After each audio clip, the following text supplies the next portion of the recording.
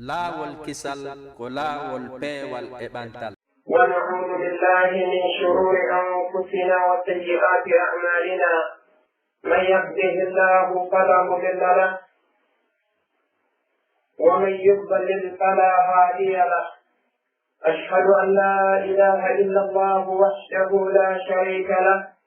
وأشهد أن محمدا عبده ورسوله يا أيها الذين آمنوا اتقوا الله حق تقاته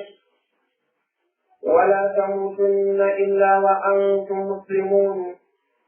يا أيها الناس اتقوا ربكم الذي خلقكم من نفس واحدة وخلق منها زوجها وبث منهما رجالا كثيرا ونساء واتقوا الله الذي تساءلون به والأرحام إن الله كان عليكم رقيبا يا أيها الذين آمنوا اتقوا الله وقولوا قولا سديدا يصلح لكم أعمالكم ويغفر لكم ذنوبكم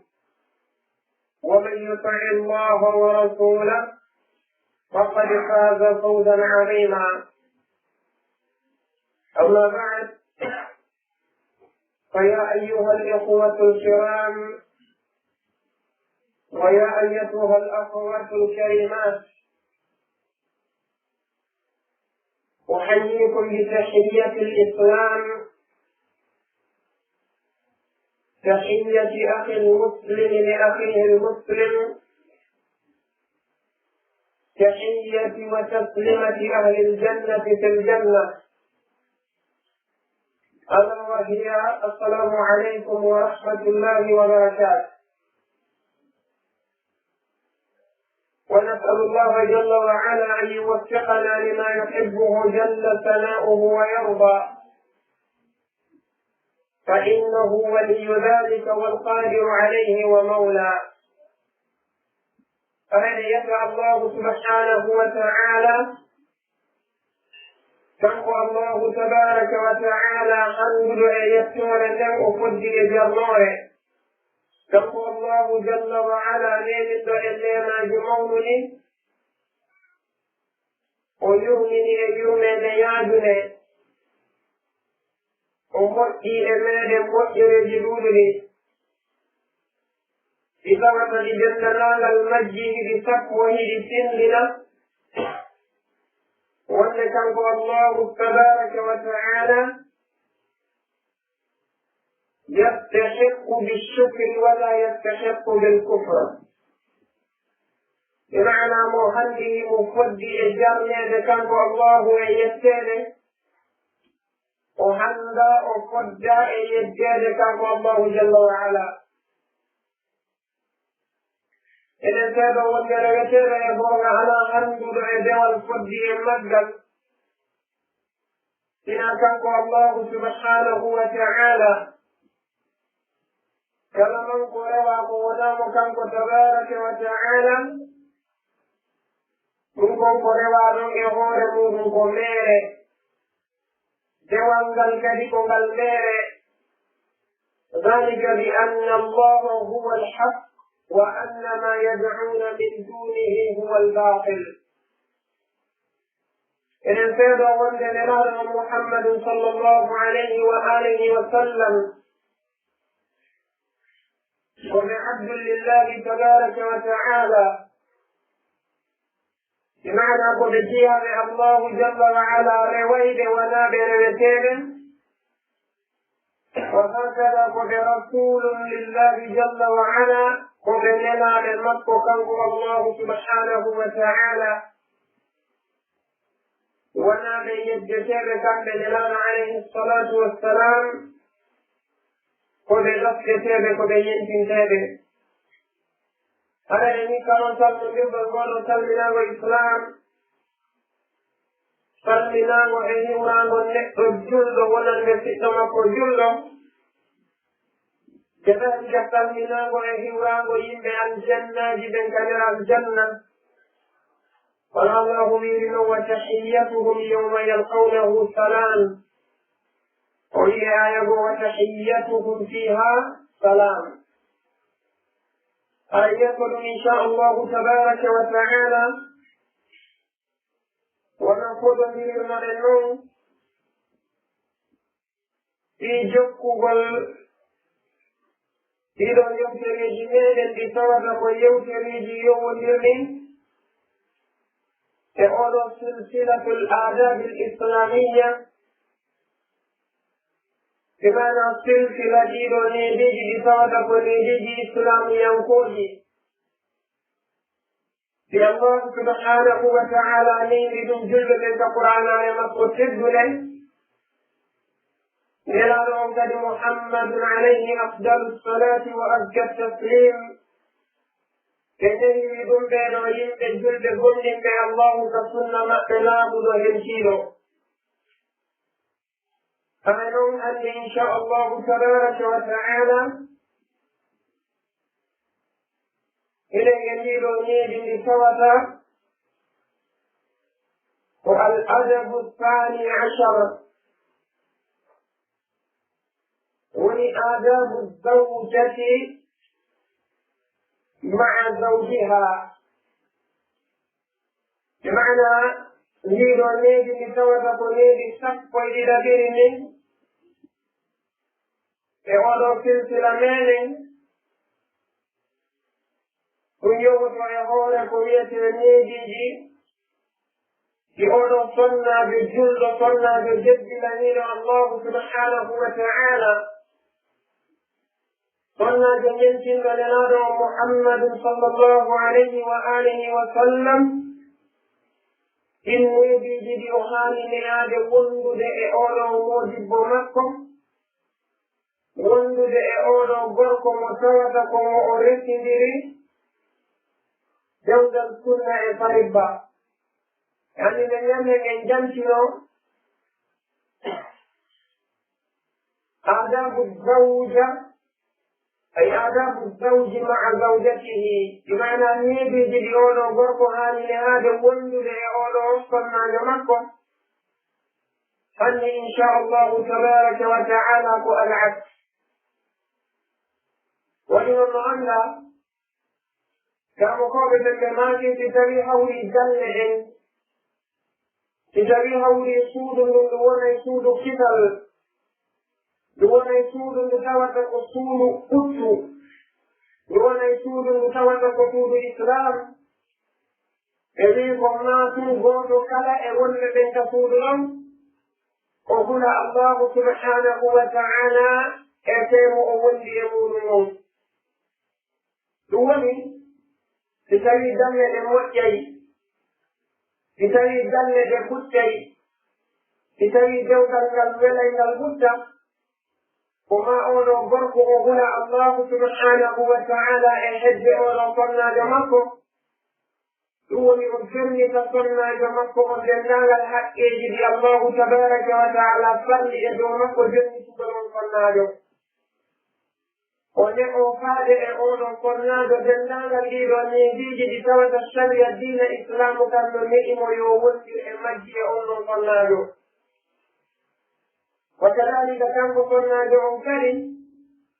وما أجنك أولو برق جيلو حق يجد جنان المجد الله جل وعلا صلي يدومكم ونفك جنيد مولنان لله جل وعلا إلى عليه الصلاة والسلام بنيمه في وندق المكة على الروح مكة لا شك الله تبارك وتعالى أبين لي كالقرآن لما كتبنا وأن كان سبحانه وتعالى يوفي إذن أولوكنا جو حق إنجي سوى تقول يدوى الجنة لأولو الروح مكة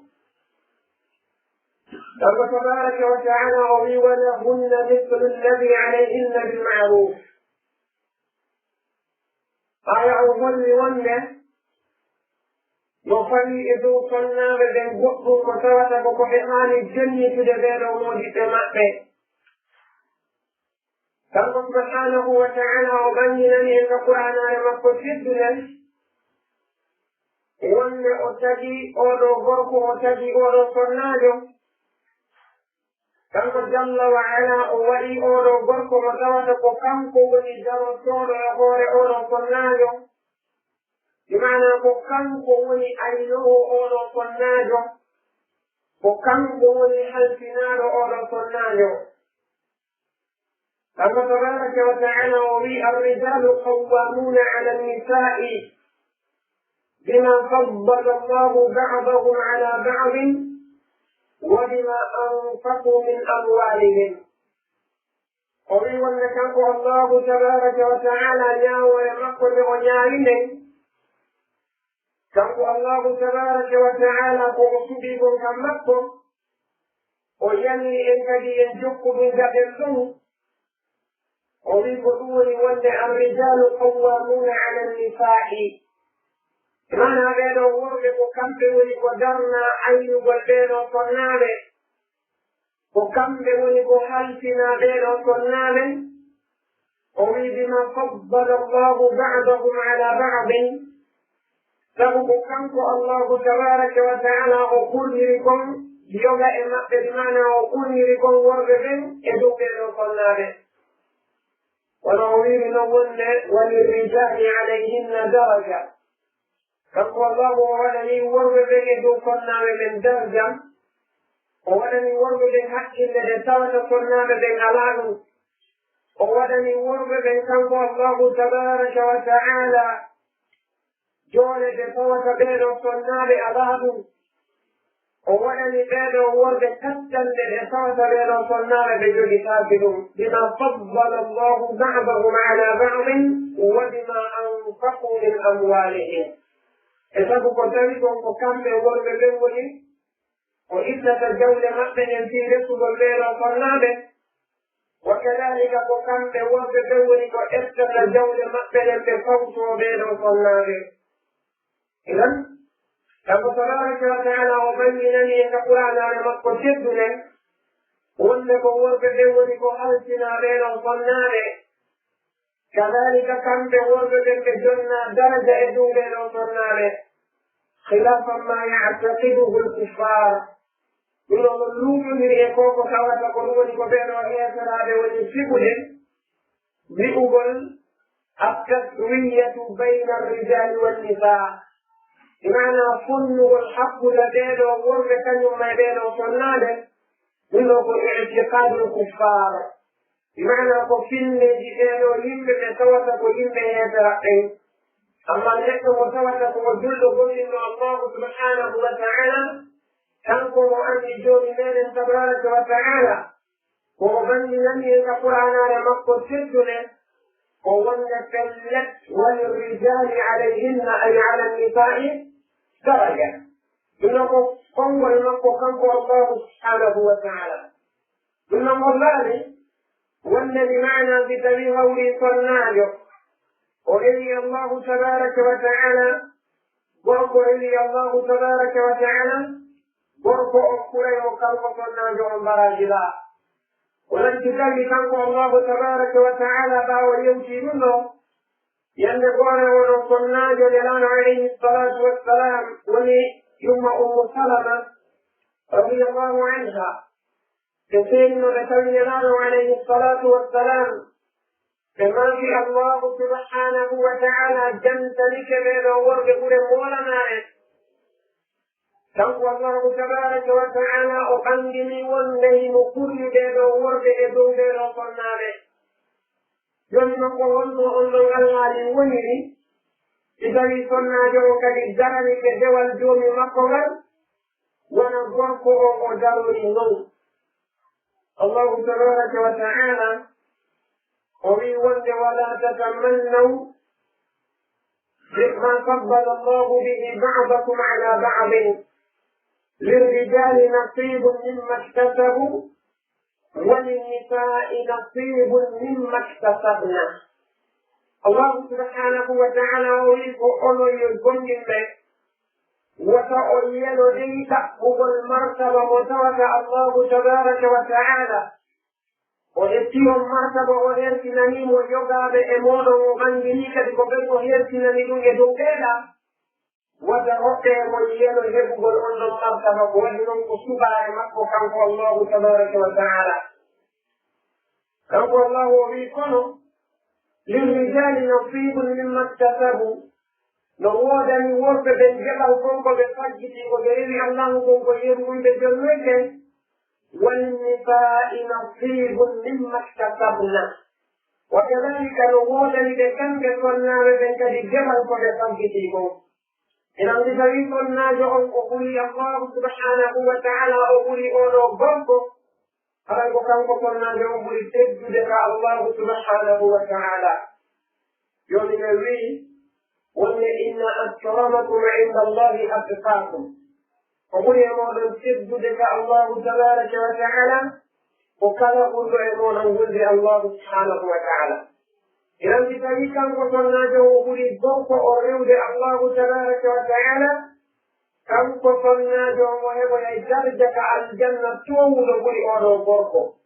ɓe innama wonde ko worɓe ɓen jonna darja e dow sonnaaɓe ɓen ɗum ko daraja mo tawata ko duniya wiya woni fewdugol woni toppitagol fiyakuji ɗinka nder galle emo nandi e sibalintije woni si tawi Cheikh Muhammad ibn Salih al-Uthaymin rahimahullah yande gore sonnaɓe bo nandinoɓe kamɓe cheikh on kañum mas'ala on no ka deftere maɓɓe wiyeteɓe fatawa al-aqida ibni Uthaymin sonnaɓe landiɓe wi wonɓe si daranaka qur'anare allahu tabaraka wa taala tawete ayeje ɗuɗɗe no tonɗe allahu jalla wa ala o werɗinirirta ɗum ɓeeɗo yimɓe gonninɓe ɗaɓɓugol aljanna kono tawa ko heewi kon ko ɓeeɗo worɓe woni kanko allahu ko o fewtini konngol ngol e muɗum idan wona wi'ugol wa zawwajnahum bi hurin inin e wi'ugol walahum fiha azwajun mutahharatun wa hum fiha khalidun e wi'ugol wonde kamɓe ɓeeɗo worɓe hiɓe marana sonnaaɓe ka nder aljanna sonnaaɓe ɓe tawata ko kasiratu tarf sonnaaɓe raɓɓinɗinaaɓe darɗe ɓe ndaarata sina moodiɓɓe maɓɓe ɓe e wi'ugol ka annahunna baydul maknun e ko nandi e sibalum ɗo fof tawa bimana ko rerɗingol kamɓe worɓe ɓe ɗaɓɓugol oɗo aljanna e wi ko fi won ɗum kan tawi allahu tabaraka wa taala o jamtora naaki non ɓeɗo sonnaaɓe cheikh Uthaymin alayhi rahmatullahi le maati wonde ko addi ha allahu tabaraka wa taala jamti ɗum ɓe maatino annda wonde pellet oɗo gorko ko o hirata kon o hirana sonnaajo bimana ko o himmata kon himmangol sonnaajo hay ka gurdal aduna ɗo no annda no ɓuri mawnude edi ko sonnaajo himmanta kon gorko o gorko immoto kon o doga o wembo fi sonnaajo no ɓuri mawnude edi ko sonnaajo immoto kon o wembo fi gorko ɓanon tawde ɓeeɗo worɓe si tawi hawri kamɓe worɓe ɓen ɓe wowlanama fi rewde fi sonnaaɓe hakkille maɓɓe ɗen fewtay e muɗum ɓe tinno tinnare molanade hay si ndaranaka aduna ɗo worɓe mbi ko sabu sonnaaɓe fawata ɓe shirkugol worɓe mbi ko sabu himmangol sonnaaɓe fawata ɓe yeddugol allahu tabaraka wa taala ko sabu himmangol sonnaaɓe woni ko fawata ɓe ɗoftagol iblisu alayhi llana joni noon si kanko allahu tabaraka wa taala o anginaniɓe kamɓe ɓellon worɓe wonde si ɓe dottike mo heɓe marana sonnaaɓe o sifike ɗin sifaaji ɗen ɗon bimana ko fiɗirɗingol ɓe moƴƴa kono ɗum on laari wonde kamɓe sonnaaɓe ɓen kamɓe rerɗinaaka woni jomiraɗo on tabaraka wa taala e nder ko o yewti kon e fadailu nisa kamo koɓe ɓen ɓe mantino yonaynoɓe kamɓe sonnaaɓe ɓen tum tawi mo naani ndeɗo qur'anare teddude gila ka o fuɗɗi ɗon alhamdulillahi haade rabbi nnas si o yi'ay ko suratu nisa'i o yi'ata suratu rijal ɗum ko hunde nde tawata ɗaɓɓite qur'ana bo o yiɗata ɗum ɗon ko tazkiratan li fadaili nisa e mana jantagol ɓure maɓɓe ɗen كذلك كان الله يبرمك إنا أنشأناهن إنشاء فجعلناهن أبكارا عربا أترابا. ورأى مكة مدلنا عليه الصلاة والسلام كثيرا إنهم ونصرنا له ونوي ونوي كأن له في أجنك أولو الجنة في منافذ الجنة كم قصرنا لهم الله تجد موات مجوى وصوتكم أرضه بشقا يتشي توقفنا له ينتي ولا بعض كريم. ولذلك كثير من العلماء ما في ونصرنا بك أدنى له لنفسد الله سبحانه وتعالى به وهذا من الجنة سيدنا بيامة الجنة فهب النبي والأولي بقيل صنع بكاتك صنع بسجارك الجنة مريكم والله جمسك وفوكي بي ومنه بوي ووفر لصومانه ما كان صنع به بجلبي وكان اللؤلؤ ما كان مرجان اكون يتفجر فيه كانوا قد بماجي صنع جرور الله كأن له هبو ينيري كل قبل يغتبه لأن المدنة بجلسنا كل موني السلام عليه الصلاة والسلام بما في حديث عبد الله بن مسعود رضي الله عنه بما في صنع جبور وصنع للجنة بتريها ويوفيني كأدنى له فين يموجه جلبين لأن مكة مري من جلبين لأن أمنا جلبين من كلمة جلبين لأمه بما في حديث ذو وأن صناج في تريها وي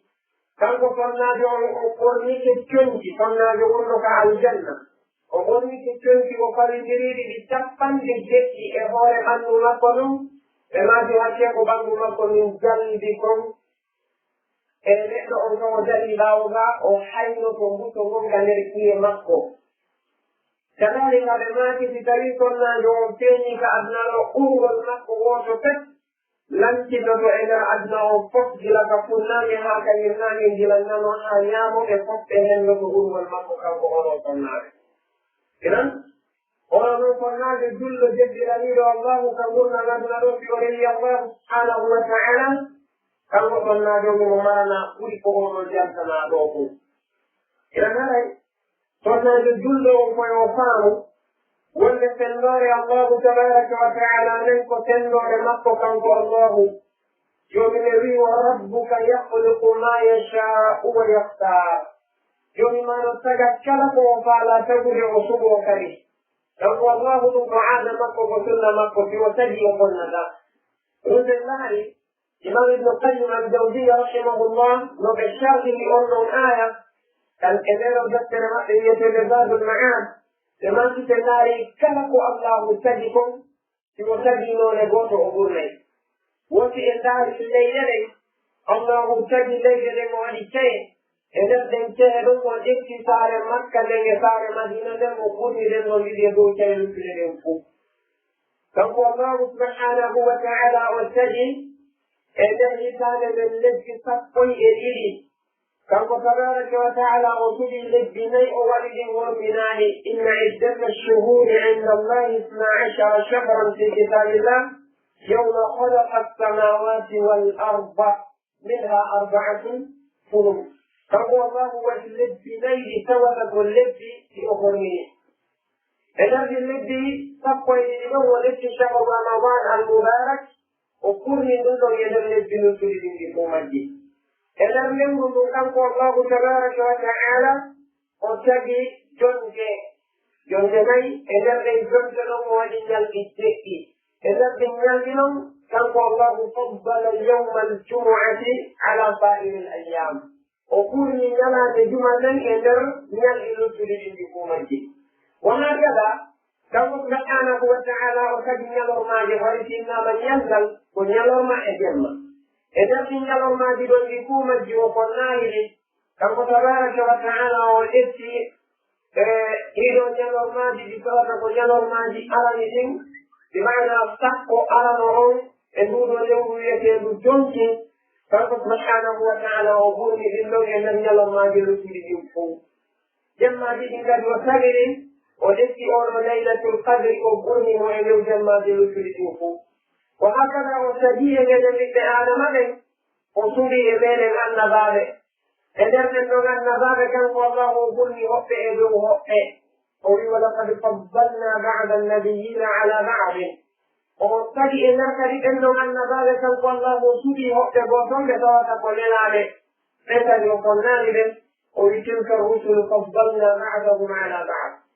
معنى للأخذ ولتيوم يقول يدو وقت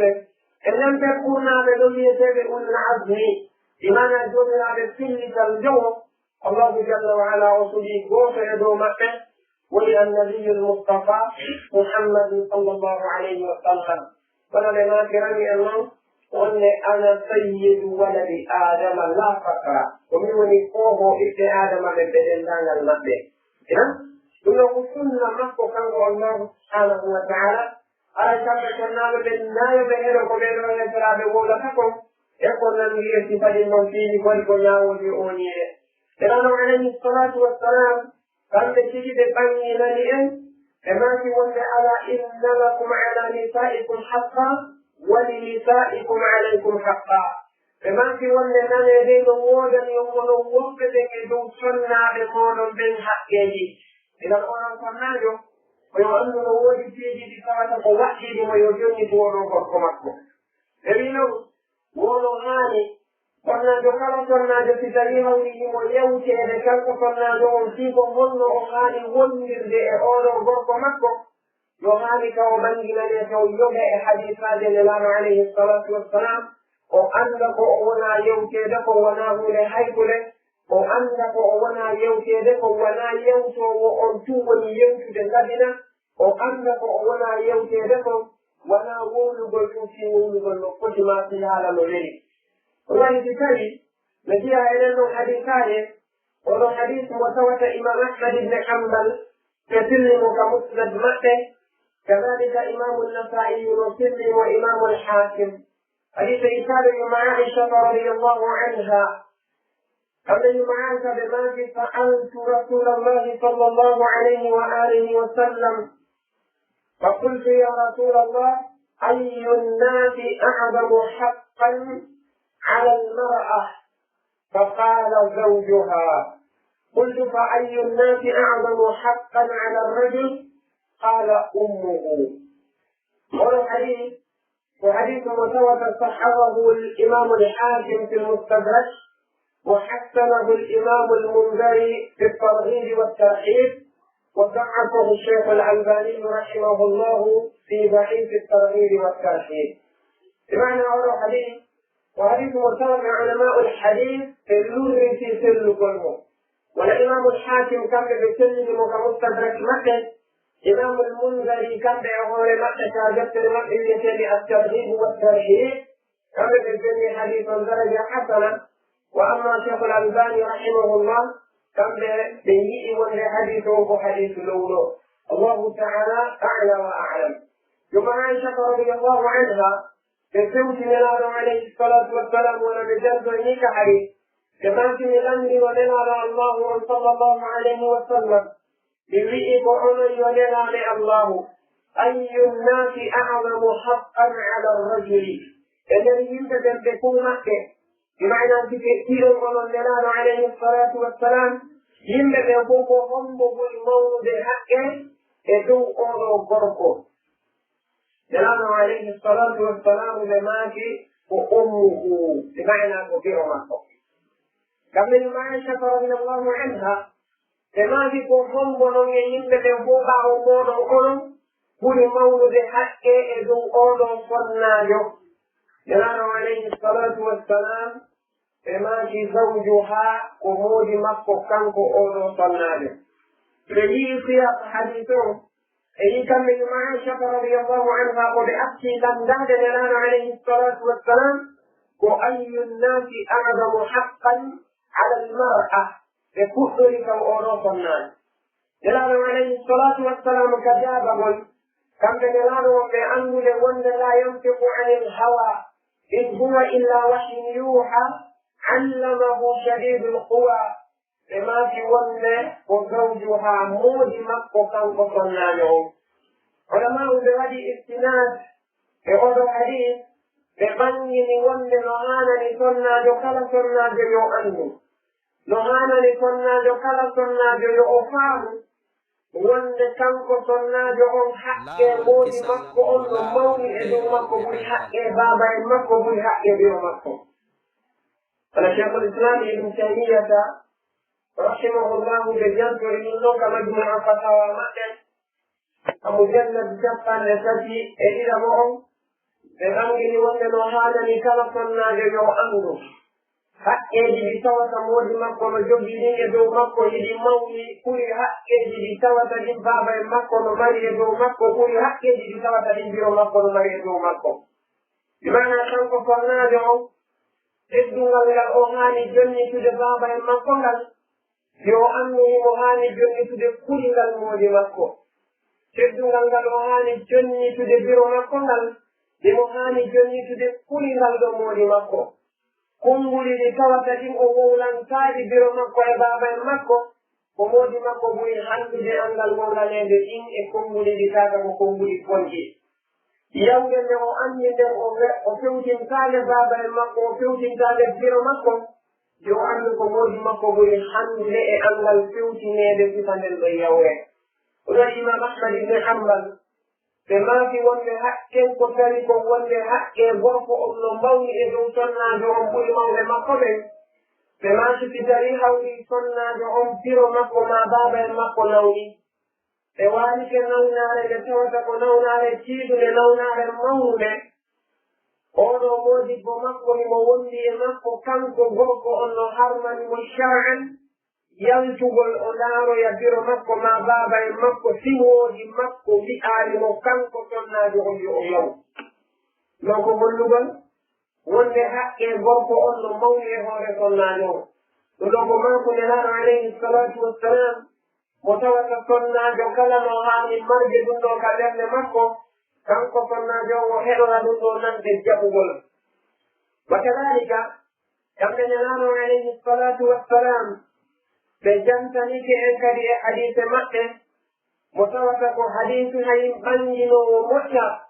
wonde oɗo gorko no mari haqqe e hoore oɗo sonnaajo hadise mo tawata imam ibnu maja ɓe fillimo ka sunan maɓɓe cheikhul albaniyu ɓe sellinimo ka sahihu sunan ibni maja hadise mo tawata ko ittaro e al-husayn ibnu ihsanin ɓe maati ñande goore wonde yaaye maɓɓe arno kanelaaɗo alayhi salatu wassalam yaaye maɓɓe ma hewti tawi no mari haaju e nelaaɗo alayhi salatu wassalam ɓe lanndi haaju maɓɓe on nelaaɗo on muntani ɓe haaju maɓɓe on haa gasi yeeso ɗum kamɓe nelaaɗo alayhi salatu wassalam ɓe fewti oɗon sonnaajo ɓe maati azatu zawjin anti ene an ko ammaa ko moodi hiɗa jomba قالت نعم كم قلنا جوويه كفن الله عليه الصلاة والسلام بجوز وبمات فكيف أنت له وظنوا أن وندر دائعون قرق مالو وظنوا أن أولو صناج وندر دائعون موجب ما فهو لذن نادر كم قلنا جو في تيم مري موجه مجمع وإذنا لما في جونيو أن لمنكم وندر دائعون قرق sonnaajo o fiwtide kamɓe nelaano alayhi salatu wassalam o wi'i wonde la aaluuhu shay'an illa ma ajabtu anhu o wi wallahi nelaano miɗo wondiri e on gorko mi raɓɓindina naatimo e jonnitugol mo haqqeji makko ɗin hay e huunde si wonaa konko tawata jooni an no seedaniilam mi waawataa ɗum ɗo ko ɗum ɗon tuwomini alaa jonnitude mo kanko gorko yeeso ɗum nelaano alayhi salatu wassalamu ɓe maakanimo kanko sonnaajo on ɓe maati unduri ayna anti indahu fa innahu jannatuki wa naaruki ɓe maati ko ayiwa sonnaajo mi anndinane hunde wootere laarude moƴƴa taskitoɗa ko honto woni martaba ma on ko honto woni place ma on yeeso oɗo gorko imana ndaaru moƴƴa taskitoɗa ko honno wondirɗa e oɗo gorko ko waɗi noon ko kanko woni aljanna ma on ko kanko woni yiide maɗa yen alanoɓe maati ay ɗum siri wonne ko kanko woni laawol di mana sabu naatugol maɗa aljanna si a jonnitimo haqqeji makko ɗi laawo haqqeji allahu e nelaɗo on وكذلك بخانك ونفسبك يوم الماليت جهنم جايد يحكي مكري إذن إذن ونورو حديث وحديث متوسك لي والجنة أولو صناجو والذي مهاني وفد للمحيا يورو بركم أولي يمون متوسك ورسلهم جنجل سنة يفارسا وهكذا كم جلاله صلى الله عليه وآله وسلم كبنجي والهي والذي لو حقي جولو بركم أولي يدورو صناجو تنفي ولو حديث متوسك حديث السلو وإمام أحمد بالسلي كسنن مكة كذلك أولو كرمك ويسجد والإمام الحاكم بالسلي وكمستدرك مكة حديث متوسك وحديث إتابع أولو صحابة بالسجد ولعبد الله ابن أبي أوفى كذلك إمام الترمذي وسلم وكسنن مكة إستاذ الشيخ إستاذ أبو هريرة رضي الله عنه وصاحب الشيخ الألباني نسلم رحمه الله تعالى كان معاذ بن جبل ورفع بعد الجد عبد الله بن أبي أوفى وماشي ومعاذ بن جبل إوف واليمن إيه الجلال عليه الصلاة والسلام من الموت ما بسنتك سجد للنبي صلى الله عليه وسلم كشجة لنا نورك شريفا وتكريما له تشد ورده جلاله عليه الصلاة والسلام بلني معاذ كهن ولا وده معاذ بماتي والله كهن ينلع الله يدو ليه بيمن بليه يمود إنه مثالي كيين بتوسلم بمحل إكوه بمحل إكرمه بمحل بسجن بمولد بهاي بسجن بله مثالي لم تلت مثالي دي بوانا منوهن ديمون وفد ديمون كونو بولي هندو ديمون كونو بولي فد ديمون وكبتم بورن إنه عليه الصلاة والسلام بما كان معاذ بن جبل وتب وضعه بمعنى وتب سجن كونا الله تبارك وتعالى بعد حديث هذا وصافي كان لنلان عليه الصلاة والسلام كما لو كنت آمرا أحدا أن يسجد لأحد لأمرت المرأة أن تسجد لزوجها وفي رواية لعظم حقه عليها والذي نفس محمد بيده لا تؤدي المرأة حق ربها حتى تؤدي حق زوجها الإمام عليه الصلاة والسلام جماعتك أي معاذ بدليل ميلاد يمر إلى السجاد ويسجن سجاده يمر إلى الصناد ويسجن مولمك حتى وكذلك حتى مولمك لمولد مكة لما تنيوني الله جل وعلا ممكن محمد سوى يجومونه صنع جوا وتعجني تدي الله تبارك وتعالى حتى الله جل سنة sanke haqqeji moodi makko ɗin o timminaani ɗi taw sonna dow ko wattiri o timmi o rewi allahu won ko o tiiɗi e diina wo ko o tiiɗi e diina e feerengol allahu subhanahu wa taala e ɗoftama ndelaaɗo alayhi salatu wassalam ndelaaɗo ɓe ɓangini woyo anndu si tawi o timminaani haqqeji moodi makko ɗin ɗi allahu ɗin ɗi wawatamo timmirde few eɗon ko hadise mo tawata emo janto ko mawni mo janto ko tiiɗi الله بذلك أبو سعيد الخدري رضي الله عنه لأنه حديث مكة المتوسط وحديث إمام ابن أبي شيبة بسلي كمصنف مكة وكذلك إمام ابن حبان نسلم كصحيح مكة إمام الحاكم قد نسلم كمستدرك كم إمام الحاكم يسلم wanda yande gore sahabajo goto arduno e geɗal jo makko kañelano alayhi salatu wassalam o wi kono yonelaɓe allahu oɗo geɗal jo an sonnajo o salike jombede kala gorko yaltiro fi makko o jaɓata senano alayhi salatu wassalam ɓe fewti oɗo sonnajo ɓe maati a fii'i a baati ɗofto baba en maɗa قولي والذي بعثك بالحق أي والله الذي بعثك بالحق لا أتزوج يا رسول الله حتى تخبرني ما حق الزوج على الزوجة وما حق الزوجة على الزوج ثم جمعي والله نبوني الله نلقى وانظرنا kono yonelaɓe allahu ko pelles mi jaɓata jombede ha ɓangina non non taw ko honɗum mi mari komi duwa jonnitude moodi am ko honɗum kanko kadi o duwalan jonnitude nelaɗo alayhi salatu wassalamu ɓe maati wonde haqqu zawji ala zawjati law kanat bihi qurhatun ɓe maati falamasatuhu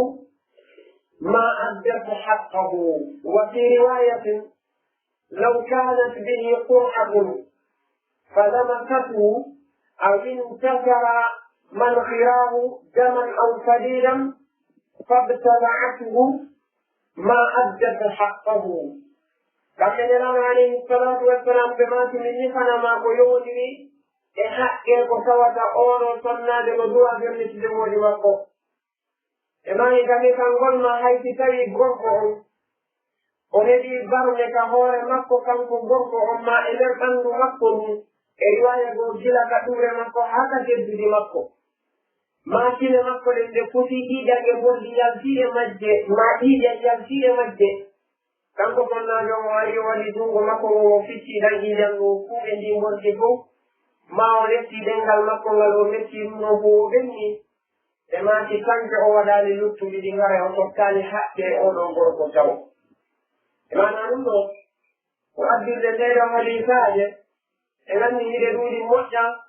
ko fitum anginangol oɗo sonnajo wonde gurdam makko wondugol makko e oɗo gorko ko huunde nde o haani wattude ili e muɗum ɓawo nelaɗo ma kanne ɗum oɗo jiwo o ɓanti o daari ɓe o wi wallahi alladi ba'athaka bilhaqqi la atazawwaju abadan o wi mi woniri allahu nelirɗo on goonga on min on mi jaɓata gorko jombam mi fewu mi watta ɗum nelaɗo alayhi salatu wassalam ɓe fewti baba e makko ɓe maaki fanci ɗo hunna ɓe ibnihimna ko si ɓe jaɓi si okkomɓe si ɓe jaɓani na e hokkuɓe enan oɗo sonnajo no haani wattude ɗi moƴƴa e ɗan ɗo gurnal ɗan kanko sonnajo on o wuuridi e oɗo gorko makko ɗan o wuuridatama ɗum e oɗo gorko makko jonon ɗino haqqeji ɗi tawata ko haqqeji mawnuɗi molanaɗi ɗi o jogani oɗo gorko ɓe wi awalan ko ta'atu zawji bilmaruf imana needi aranel ndi kanko sonnajo o haani nehaade wondude oɗo gorko makko ko ɗoftagol makko oɗo gorko makko e kala ko on ɗon yewtimo e ko wiyete kon ko moƴƴi e ranni si innama a sa'a kalimatu sa'a al'allamatu fawzan hafidahullah e maadika sharhu maɓɓe li salasati l usul والتي إنما الطاعة وفعل الأوامر وترك النواهي إذا إنما طاعة الله وفعل أوامر الله وترك نواهيه إنما طاعة الرسول صلى الله عليه وسلم وفعل أوامر الرسول وترك نواهيه صلى الله عليه وسلم بإنما كطاعة الزوج وفعل أوامر الزوج وترك نواهيه إذا إنما كان قصرنا جو يوقفت أولو غرق مكو أولو مودي بمكو إكو موتكم ولو نكالك أو غرق مكو يجانينو سبي كان قصرنا جو مماري ساقا مولو سبي لنداتي سالو دين الإسلام أرينو وقتي مكان قصرنا جو وأقول كالكو أولو غرق مكو أو حدي مكان قصرنا جو tawi pelles lunnaje kaɗo diina islam hay kanko oɗo sonnajo mo hani haɗitade e ɗum waɗi joni menen tabaraka wa taala o jamjiketi alamadeji ɓeɗon sonnaɓe ɓe tawata ko sonnaɓe moƴƴuɓe ɓen kanko allahu tabaraka wa taala o wi fassalihatu qanitatun hafidatun lilghaybi bima hafida allah o wi wonde sonnaɓe ɓe tawata ko moƴƴuɓe ɓen imana fi innama almar'atu saliha sonnajo mo tawata ko moƴƴo no jiya e alamaneji makko ɗin koko allahu tabaraka wa taala jantiɗo o wi wonde koɓe qanitat mbeyana kamɓe sonnaɓe ɓe ko sonnaɓe ɓe tawata ko ɗoftiɓe al qunutu cheikhul islam ibn taymiyata rahimahullahu ɓe maati ko woni addawamu ala taa tuumagol e ɗoftagol idan si tawi innama goɗɗo ko o kaani tun ay ko o daimun ala taa ko o duunimo e loftagol joni nden no wi kamɓe ɓeeɗo sonnaɓe moƴƴe ɓe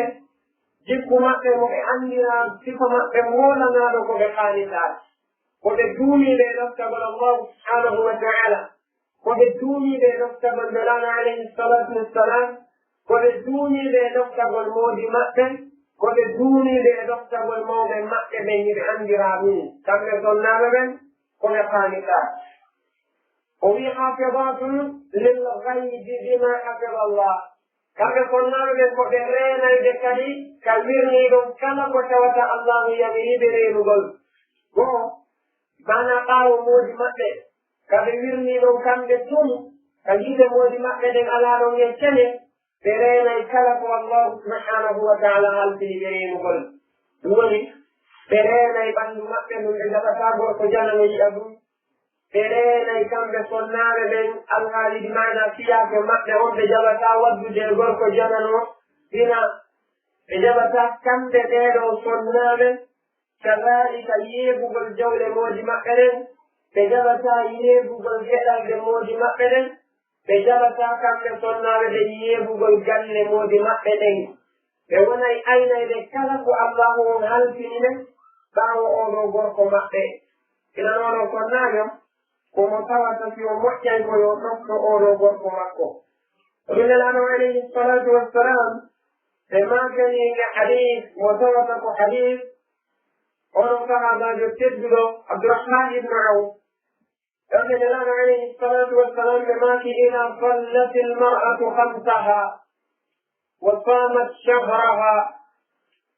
ɓe maki wa ata'at ba'laha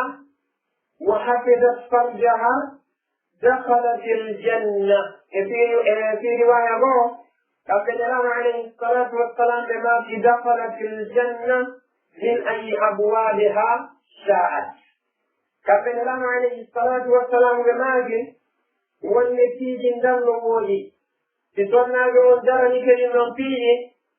كان كفرنا جو أودي كميك الجنب للجنة جدين جيسة سنو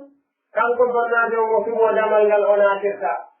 bo ida sallat khamsaha si o juuli waɗutuuji makko ɗin juyi haadi timmittis o juuliriɗi no haalire mum ɗiɗi wa samat shahraha kanko sonnaaɓe on o hooriɓe ngu sumaye ɗum haa ɗum timmi tati wa hafidat farjaha o reeni oɗo farju makko bimana o jaɓaanimo waɗirde zina o jaɓaanimo yiɗen kanko farju makko on few o reenamo o fewtinamo ka allah tabaraka wa taala fewtinoɗon wa ata'at zawjaha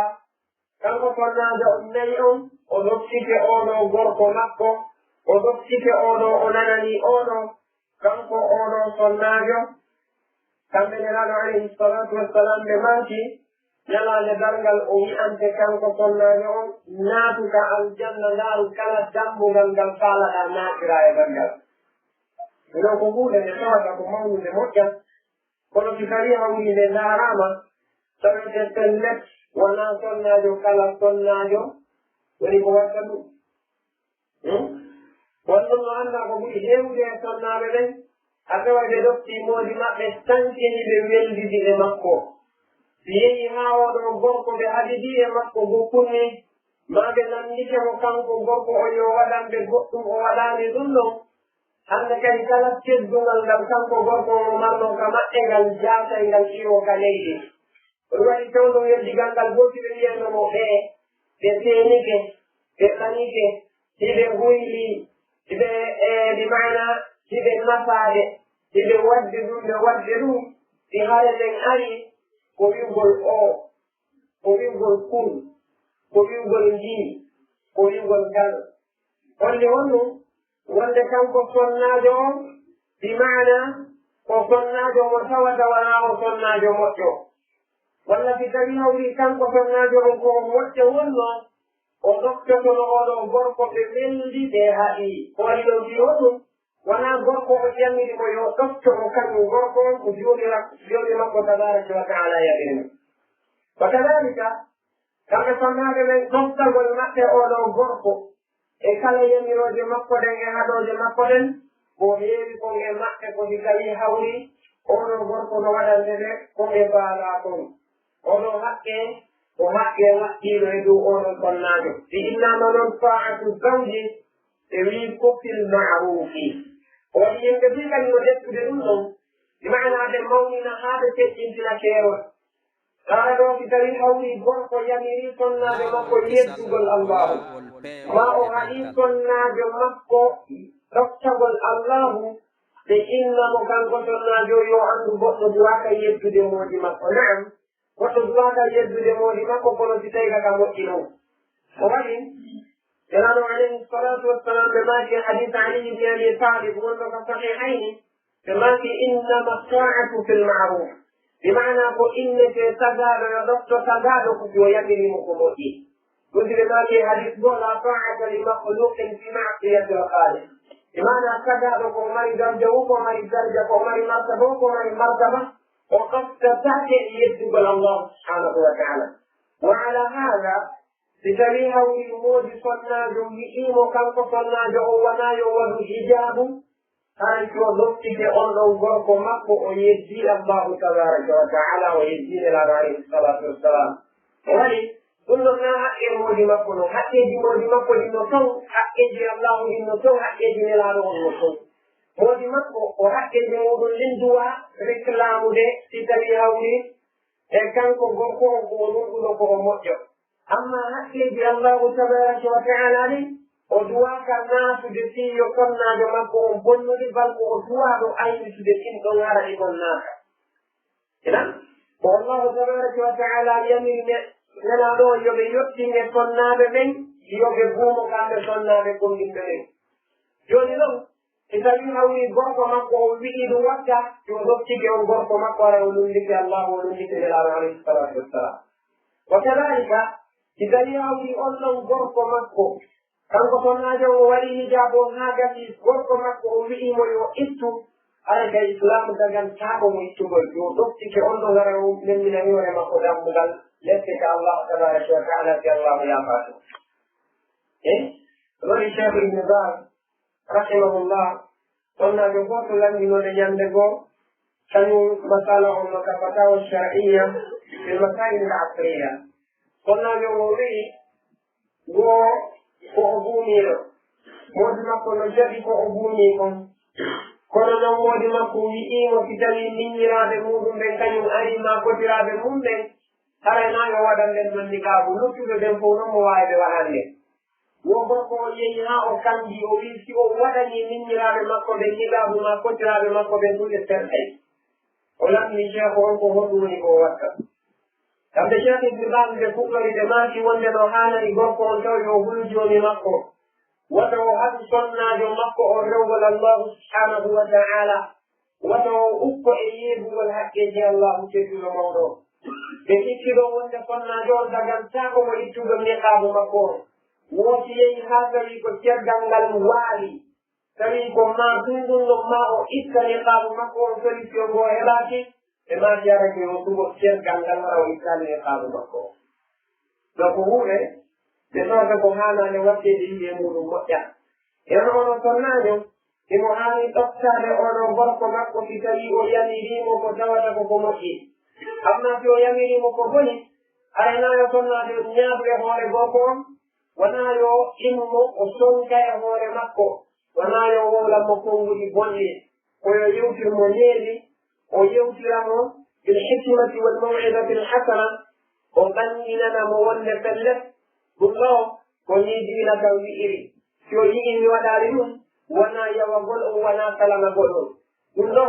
diina kam jaɓaa ɗum ɗo so yi o yamiriman mi waɗaari wonaa yawre ko sabu allahu on e nelaaɗo on no haɗi o yewtira needi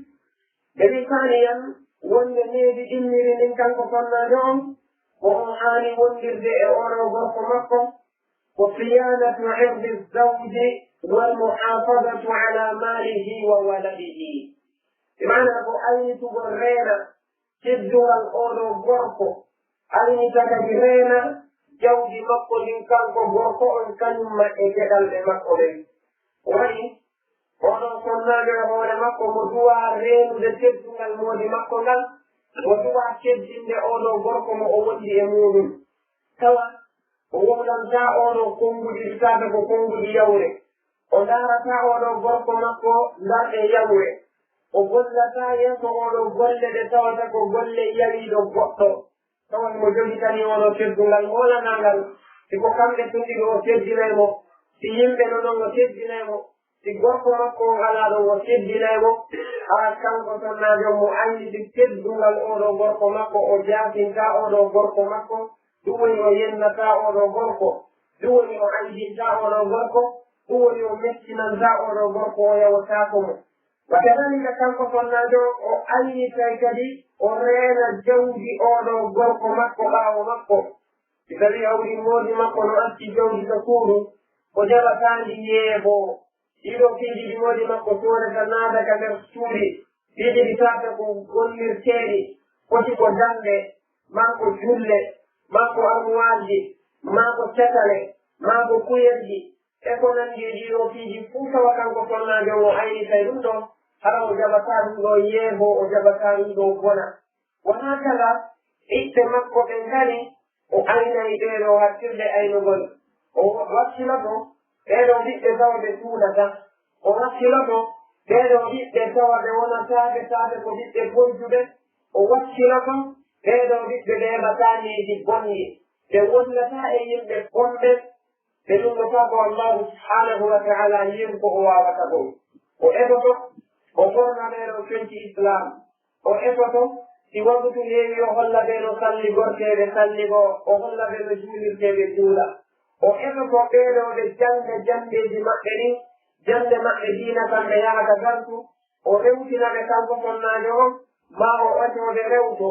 jande maɓɓe école nden kadalika e kala ko jokkiti sifaɗiɗo piiji tawa ɗeɗo ɓiɓɓe o neyayne needi islam si goɗɗo no ɓornade paɗal o timminaymo ko ñamal ngal ɓornete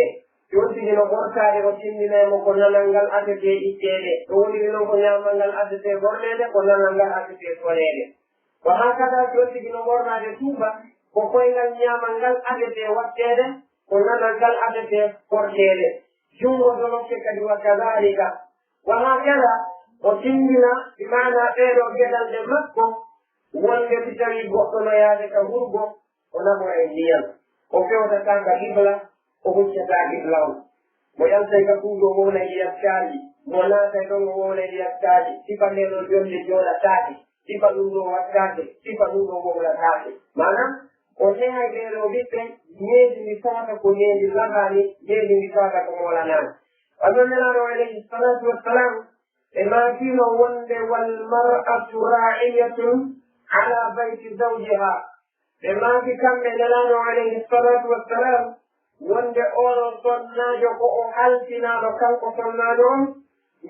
ɓeɗo galle oɗo modibbo makko wa waladiha e ɓiɓɓe wa waladihi kañumma e ɓiɓɓe oɗo gorko kanko sonnajo mo haltinaɗo oɗo ɗon kalibu o kalibu mo tawata kanko oɗo sonnajo no waɗɗimo renugol no waɗa o anda kadi ñalade nangal allahu subhanahu wa taala lannoy to ɗum ɗo kanko oɗo sonnaɗo yo joni ke ɓeɗo ɓiɓɓe makko woni heɗotoɓe musique ɓe woni yahayɓe dampoya balo ɓe woni yahayɓe ndaroya balo yahayɓe duugol fi yahayɓe duugol kanda yahayɓe kernesuji ka alete ma kanko tigi o huɓɓinanayɓe radio ha gasa o kellana men e ama kanko tigi defata ferik watta jiɗiɓɓe makko juuɓe ɓen sodanaɓe concoy daɓɓoye ɓornade ɗum ɗo sooda conci waɗaade foto ɓornaɓe ɗum hoɓɓinanaɓe télé waɗanaɓe peseji e sériji kañumma e filmuji musique e ko nandi e sifaɗiɗo piiji hara yo anndu ko hunde nde o landittoyte fi muɗum ñalande dargal kanko oɗon sonnajo yeeso allahu subhanahu wa taala iran kanko oɗon sonnajo yo anndu ɗum ɗo ko hunde nde tawata ko waɗɗindemo nde o haani daranaɓe fi muɗum salisan ورعاية شعور الزوج ومراعاة كرامته وإحساسه بمعنى كان قول صناجه نيدي سمي من ويقول صناجه مصوتا وريما وجندنا ويسيكم على ما نجي أرنو بركو إرينو بركالكو يسي شبه المقو كان قول بركو سوا قول صناجه هو مقو وصلنا المستوى kala ko lettata moodi makko ko mo andi no letta moodi makko lungaaki diina o watta ɗum o wonay sonnaade mo tawata o reenanay gorko makko o sifa intiiji ɗi mana sowale ɗe cowale ɗe moodi makko sowata ɗe kañumma e ɗi mana fiiji metteyɗi moodi makko ɗin o hakada teddungal moodi makko ngal kanko sonnaade ngo ayni tawingo hakkirde aynitugol wono nelaɗo alayhi salatu wassalam e maakuno ñande goore de ɓe janto sifaaji ɗeɗo sonnaaɓe ɓe tawata ko sonnaaɓe yahayɓe aljanna ɓen ɓe maati wa nisaukum min ahli ljannati alwadudu l audu ala zawjiha allati ida gadiba jaat hatta tadaa yadaha fi yadihi thumma taqulu la azuqu gamban hatta tarda elaɗo alayhi salatu wassalam ɓe maati wonde sonnaaɓe ɓe tawata ko yahade aljanna de e moɗon onon sonnaaɓe mofte amen ɓe maati ɗum ko sonnaaɓe ɓe tawata ko yiɗuɓe moodiɓɓe maɓɓe ɓen moƴƴa sonnaaɓe ɓe tawata kadi ko heewɓe bakagol moodiɓɓe maɓɓe ɓen moƴƴa sonnaaɓe ɓe tawata ko wondireede ɓeeɗo moodiɓɓe maɓɓe no moƴƴe ɓe maati on kadi ko sonnaajo mo tawata si tawii bokko makko on monike o daari o tawi pellet moodi makko seytini moodi makko monike kanko sonnaajo o ara o tawa oɗo gorko o ƴetta junngo makko ngon o waɗa e junngo gorko on o jogi to ɗum ɗon o sama haa gasa o wiya wallahi kamɓe woni ɗo hannde yiitere annden nde ɗaanotaako ko ɓuri e fannude haa welto noon tanke o weltaaki mi ɗaanotaako e maake sonnaajo sifitorno oɗo sifa ma sonnaaɓe ɓe tata ko yahade aljanna ɓen ɗum ɗon no jeeya e sifaaji maɓɓe ni nonon ɓe garama ko ɓuri hewde e sonnaaɓe ɓen hannde si tawi hawriɓe laariɓe tawi moodi maɓɓe monike woti wone o gaka yaasi iwri o ardi e makko ka ma ɗum ko kamɓe tigi jaggiɗi ɗon goɗɗum haa gorko on moni no annda aslan sonnaajo on e hoore makko ko kanko duwa wonde nokkure ka gorko deejata si moodi makko yaltiika yaasi heɓoyi tampereji e ɗi soñjaaji e ripiiji lettuji haa gasi hewtii ka suudu o duwa kanko sonnaajo on ɗamninande moodi makko ɗin ɗon piiji ɗi dennanangal najji ɗum allahu wi'i wa min ayatihi an khalaqa lakum min anfusikum azwajan litaskunu ilayha wa ja'ala baynakum mawaddatan wa rahma o wi o tawi ɗeɗo sonnaaɓe o itti e ɗeɗo worɓe o saganiɓe kamɓe worɓe ɓen o wi fiiyo worɓe ɓen ardeeƴa e ɓen ɗon sonnaaɓe manam si a heɗi soññe a heɗi kamɓe no haani ko haa hewta kalenguma e yiyuma khadijata radiallahu anha nde nelaɗo alayhi salatu wassalam jibrilu ɓittunoɓe ka fammere haa gati ɓaaɓe puutike ɗon ɓe teenike ɓe tawi sonnaajo o ɓe maati zammiluni sonnaajo on tinni dinna o ɗatti ko wawata ɓe suddirde o suddire ɓe woni ɗo kamɓe nelaɗo alayhi salatu wassalam haa kulongol iwi e maɓɓe ɓe fewti sonnaajo on ɓe maati wallahi mi maatike mi hulani hoore on sonnaajo o wii wonne la yuhdika allahu abadan allahu tabaraka wa taala o hoynatama o jaafitama fewu o fuɗɗi rimude ɗon hande kadi moƴƴi nelaɗo alayhi salatu wassalam ha o woni ɗum ɓernde maɓɓe nde ritti kamɓe nelaɗo alayhi salatu wassalam kanko sonnaajo o wi wallahi ko moƴƴere mi kanƴinani ɗum o gayri o wii fii kadi yo ɓernde maɓɓe nden ɓurtudetude o wi nelaɗo on inne ɓe inni o yaahi e maɓɓe haa ka ɓiɗɗo bakko makko on woni Warakatu ibnu Nawfal o tinni kanko sonnaajo on tinnaare haa on ɗon mawɗo mo tata ko janngunooɗo oɗo linjiila wonnooɗo annasarankeejo e zaman makko o dari o ɓanginani nelaɗo alayhi salatu wassalam wonde ko ɓe yiɗi kon ka fammeere ɗon ko ɗum Muusa kadi yi'uno ɗoɗo allahu nelayno Muusa ɓe wii wonde ko nelaɗo alayhi salatu wassalam woni nelaɗo annabaade nde ɗo moƴƴe ɓernde maɓɓe ɓe ɓaari sonnaajo moƴƴe ko yiiwan ono si tawi hawri gorko ngari tawi mo wondi e fanja mo wondi e dillaare gite makko ɗen no woddi tok ɓernde makko nden no metti yeeso ngon no ɗiɗi pit sonnaajo ngaynike mo daari o tawi penna oɗon gorko ardu e makko ɗo ko gorko mo tata ko woni ɗo tawi ko sonnaajo darotoɗo inna ƴe ni ko haani jenni ko yimɓe ɓe ɗaaga ko yettiɗe keese ɗen si tawi goɗɗo ari o holli ko fintori a woñoto o feƴƴa buya sonnaɓe ko ɗum jogi ɓindi tami ɓeeno waawi sajaade ɓe tawa miɗo ɓuri ɓe waawde sajaade o yaha o yiide sonnaaɓe ɗimmojo makko goo kadi mo tawata onnon e hoore makko ko ñamaku o daroynamo min dey tigi tigi o moodi am no haɓimi fewno si desiɓe alaa ñaamude si miɗi yogiɓe lottaa ko hay mi wuppiɓe ɓe ma haaɗinɗo oyna ene ɓe wallinde dépense o yami si a huɗaka ñaamu fankana hoorema mi ñamde o ndaari o tawi gasata o yirsigoto o tawama si a heeɗi neɗɗo mo tata ko wassiyotoonoma tawi ko sifaniɗo wassiyaade anndu haray ko wonɗo ma ɗaɓɓitande laawol no yaara yiide jahannam randigo ma o illa elaɗon ɓe maɓɓe sonnaade aljanna en kamɓe si ɓe yimoji maɓɓe woni ɓe ɓe jaɓataɓe waalo o waalo tawa himo moƴi hoɓɓe noon ɓe jokka e lewru timmidu ta ɓe anndi moodi maɓɓe no wonaniɓe ɓe tappa lebbi ɗiɗi timmuni mo wonaniɓe hitaande timmude sir tawa gorko on no wonaniɓe si ɓe ƴawi ka tan o jippoto ɓe jippike o ƴawa haali maɓɓe alaa ɓe wakkili wonɓe ɗon no wona sifa sonnaade mo tawata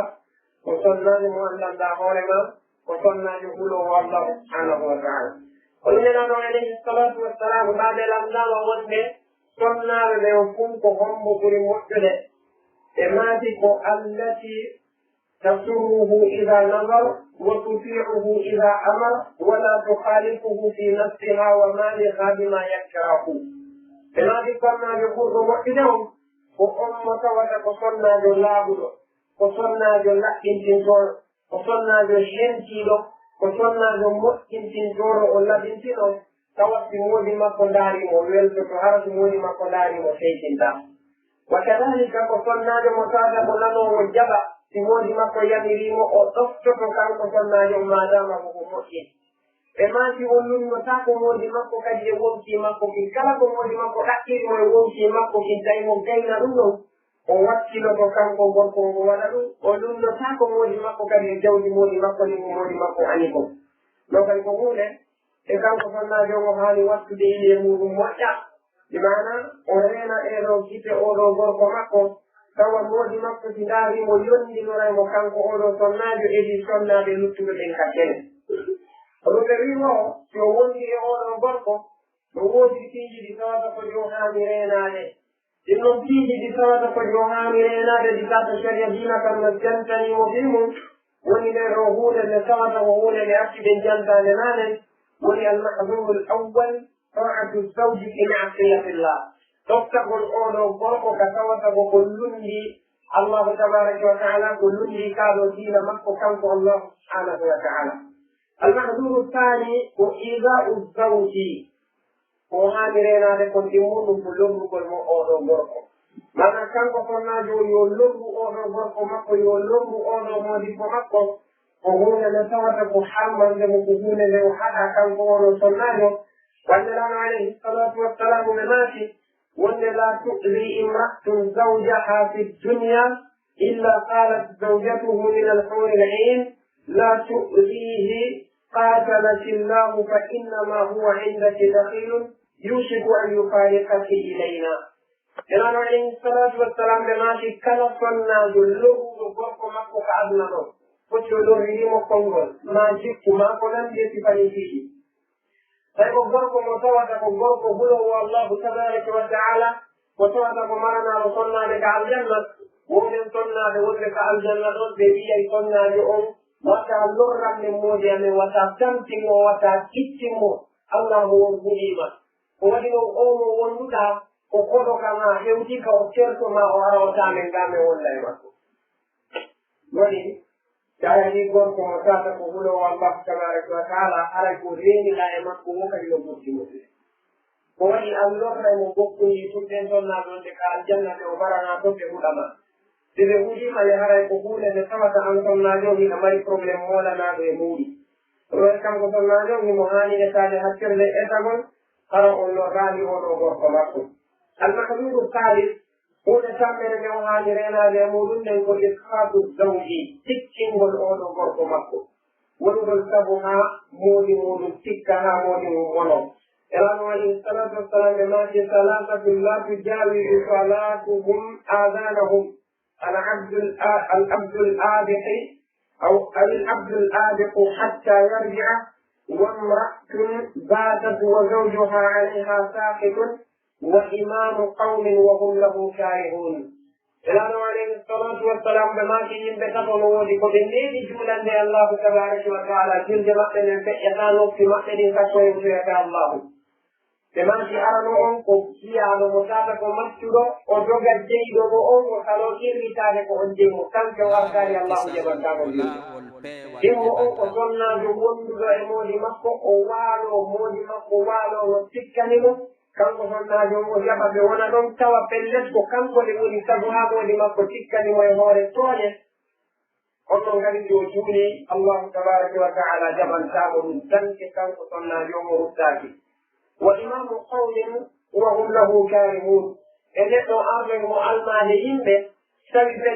لسه موانا المال جمعه أنيكو المطوبكم كما قل أنيكو المطوبكم كنيكو متلسي الشريعة وهانا أنيده على نقدر نقول لكم نحن نقوم نحن متاكم وتكنتاكم بيوتا بقولا من مدينة بلاد ونعولة فيهم. يبي المحذور الرابع رينا لما يبرد وقال رينا ليمكن الكفر إحسان الزوج ويجب الكفر ومكر ويمكفر معنى مودي ما ولني ما يندقوا لم ندعم كان كفر ومكر وإن عندي على إنا والله بلا ونو جغاها من يجعل مكر يمونه ما لن يورينا إلا ذاته فعلي إسلا لو قبول لسانه ولسانه إلى مماك عليه الصلاة والسلام لا ينظر الله إلى امرأة لا تشكر لزوجها وإلا لا تستغني عنه وجل تذكر الله لا رسا صنع جو لا تيوليلك صنع جو مسوكة صنع جو وأن الله هرما أنه صنع جو بمعنى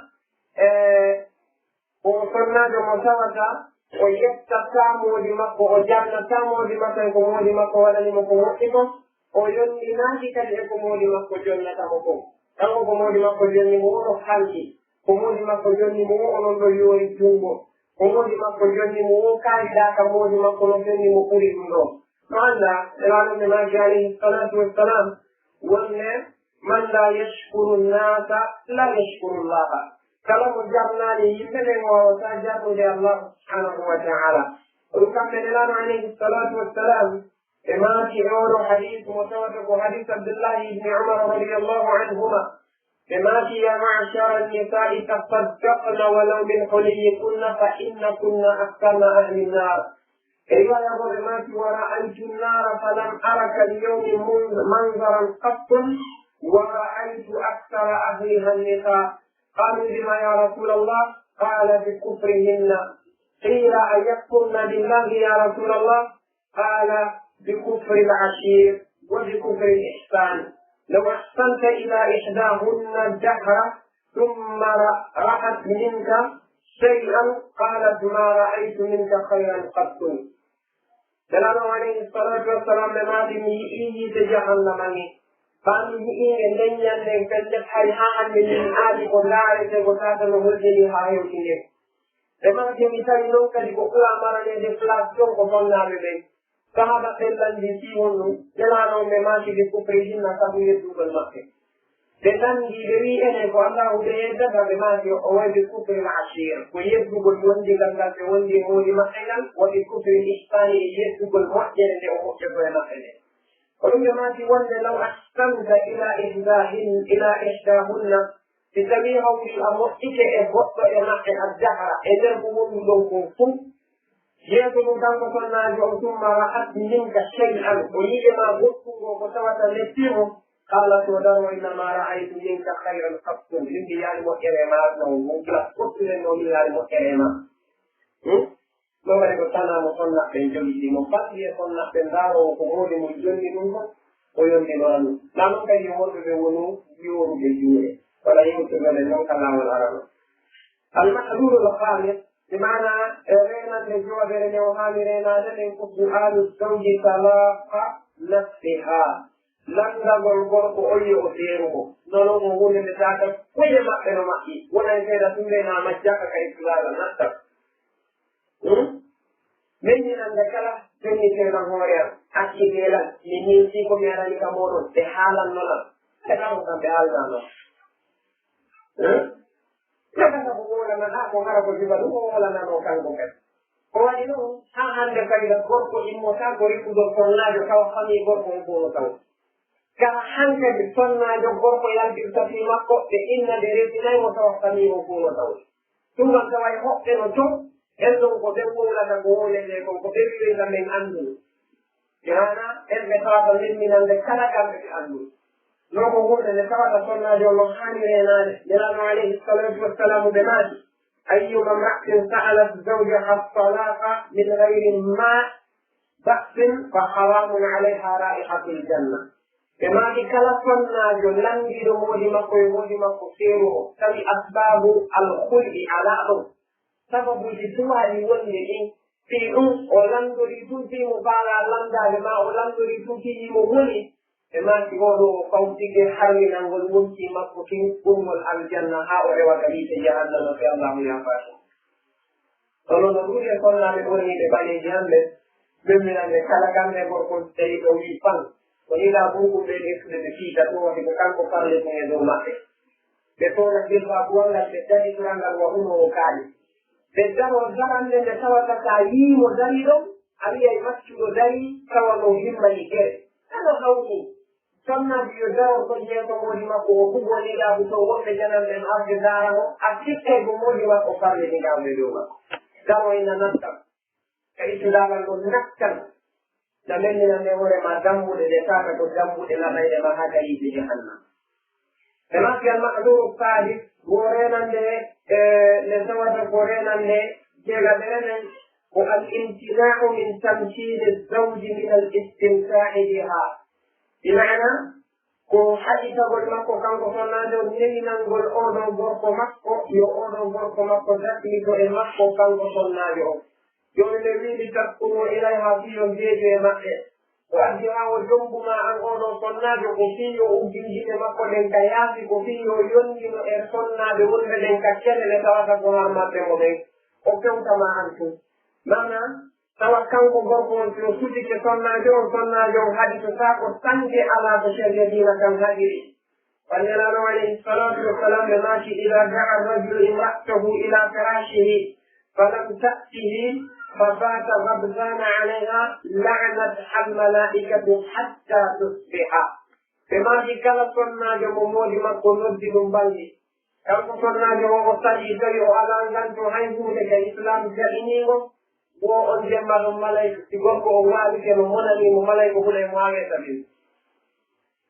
non ɓe nan ko malaykaɓe ɗiɗo ɓe ɓeyi lanat hal malaikatu no gasa wona malaykaɓe allahu ɗin fuu